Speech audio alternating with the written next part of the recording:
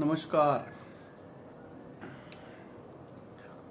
आज हम बात करेंगे मनमास, जिसको हम लोकल भाषा में दुमासा भी कहते हैं, मनमास भी कहते हैं, अधिक मास भी कहते हैं। इस वर्ष विक्रमी संवत 2083 सन ईस्वी 2026 में यह मनमास आएगा और यह ज्येष्ठ मास के साथ आएगा। ज्येष्ठ के महीने में आएगा। 17 मई रविवार से 15 जून सोमवार तक ये मनमास रहेगा। इस मास का निर्णय बहुत सारे ग्रंथों में दिया हुआ है, जैसे सूर्य सिद्धांत, सिद्धांत शिरोमणि, ब्रह्म सिद्धांत आदि जो सिद्धांतिक ग्रंथ हैं, उनके अनुसार इस मास को चांद्रमास भी कहा गया है। चांद्रमास का अभिप्राय, उसका मतलब होता है कि जिस मास में संक्रांति का अभाव हो, जिस महीने में संक्रांति नहीं हो, संग्रांद नहीं हो, उसको चंद्रमास अधिक मास भी कहते हैं। ब्रह्मा सिद्धांत आदि ग्रंथों में इसके विषय में आया हुआ है। यस्यन मासे न संक्रांति संक्रांति उद्वयमेव व मलमासा साविघ्यो मासे त्रिशतमे भवेत। अर्थात जिस मास में संक्रांति नहीं आती, जिसकी संग्रांद नहीं हो, उसको मलमास कहते हैं। लोग वार में संक्रांति रहित मास को मलमास, दुमासा, अधिक मास आदि नामों से पुकारा जाता है। अधिकतर लोग इसको मलमास या अधिक मास ही कहते हैं। अधिक मास आध्यात्मिक विषयों में बड़ा पुण्य फल देने वाला है। इसका बड़ा फल होता है। एक ग्रंथ में आया हुआ है कि भगवान विष्णु ने इसको अपना नाम दिया हुआ है, पुरुषोत्तम। भगवान विष्णु को पुरुषोत्तम कहते हैं। भगवान विष्णु ने इसको पुरुषोत्तम मास का नाम दिया हुआ है, अर्थात मेरे नाम से जाने जाने वाला।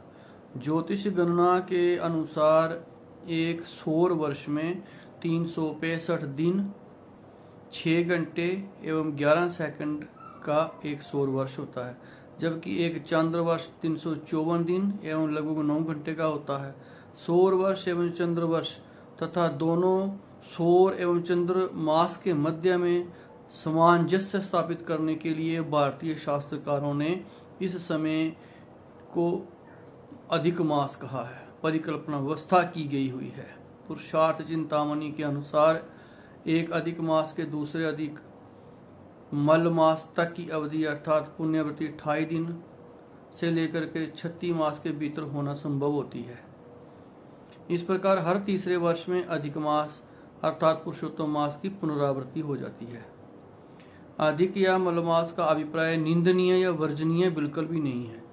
यह मास कोई निंदनीय मास नहीं है या कोई वर्जित मास नहीं है, बल्कि मनुष्यों के निंदनीय पाप कर्मों को प्रवाहित गंगा धारा में जो दो डालने वाला मास है, उसको मलमास कहते हैं, क्योंकि इस मास को भगवान विष्णु जी का नाम मिला हुआ है। अतः इस मास को सभी मासों का स्वामी भी आप कह सकते हैं। इसका नाम समस्त जगत में पवित्र और सादृश्यता को प्राप्त करके यह मास अन्य सब मासों का आधिपति कहलाता है, जगत पूज्य हो जाता है और वंदनीय हो जाता है। पुरुषोत्तम मास में प्रतिदिन स्नान, दान, जप करने से लोगों के दुख, शोक, पाप और दरिद्र का बिल्कुल निवारण हो जाता है। नियम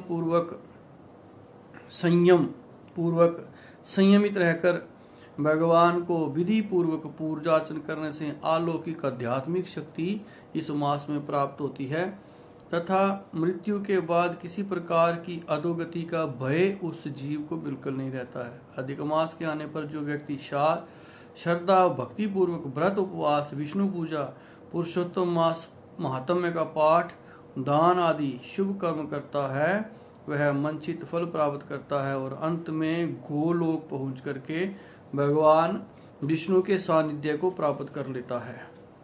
इसलिए इस मास को पुरुषोत्तम मास कहा गया है।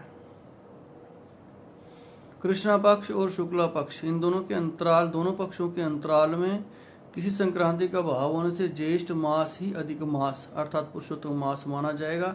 शास्त्रों में ज्येष्ठ मास को ही अधिक मास का फल भी कहा जाएगा। जिस वर्ष 2 ज्येष्ठ आवें उस वर्ष राष्ट्र अध्यक्षों में परस्पर टकराव होता है, ऐसा भी शास्त्रकारों ने कहा हुआ है। किसी विशिष्ट गणमान्य राजनेता के निधन एवं आपदस्थ होने के भी योग इस मास में बनते हैं, अथवा कहीं शासन परिवर्तित हो, कहीं उपद्रव हो एवं हिंसक घटनाएं घटित हों, वर्षा अच्छी तथा धन धान्य फसलों का उत्पादन अच्छा होगा, प्रजा में रोगों से कष्ट से परंतु यज्ञ और दान आदि अधिक होंगे। इसलिए इस मास का यह फल रहेगा। और इस मास में क्या काम करना चाहिए और क्या नहीं करना चाहिए। भविष्य पुराण के अनुसार पुरुषोत्तम मास अधिक मास में भगवान कृष्ण के निमित्त जो व्रत उपवास स्नान दान आदि पूजन आदि किए जाते हैं उन सब का अधिक अक्षय फल प्राप्त होता है। व्रती के सब अनिष्टों का नाश हो जाता है, ऐसा विष्णु पुराण में लिखा हुआ है। और अधिक मास काल में व्रत उपवास पूजन दान आदि के संबंध में भिन्न प्रकार के विधान बताए हुए हैं। हेमाद्री ग्रंथ के अनुसार पुरुषोत्तम मास अधिक मास प्रारंभ होने पर प्रथा स्नान दान नित्यक्रम से निवृत्त होकर के एक भुक्त नक्त व्रत रखकर भगवान विष्णु रूप सहस्त्रांशु भास्कर का मंत्रों द्वारा लाल पुष्प से भगवान विष्णु की पूजा करनी चाहिए एवं उनके स्तोत्रों का पाठ करना चाहिए। कांस्य पात्र में भरे हुए अन्न फल वस्त्र आदि का दान देना चाहिए। और पूजनोपरांत अधिक मास के अंतिम दिन विविध प्रकार घी गुड़ अन्न का दान करना चाहिए। गेहूं घी गुड़ के बनाए हुए 33 अपूर्ण पुओं को पात्र में रख करके निम्न मंत्र पढ़ करके दान करना चाहिए। गुड़ और तिल के छोटे छोटे लड्डू बना करके उनका दान करना चाहिए। पात्र में रख करके मंत्र पढ़ करके मिष्ठान वस्त्र दक्षिणा सहित किसी को दान करना चाहिए।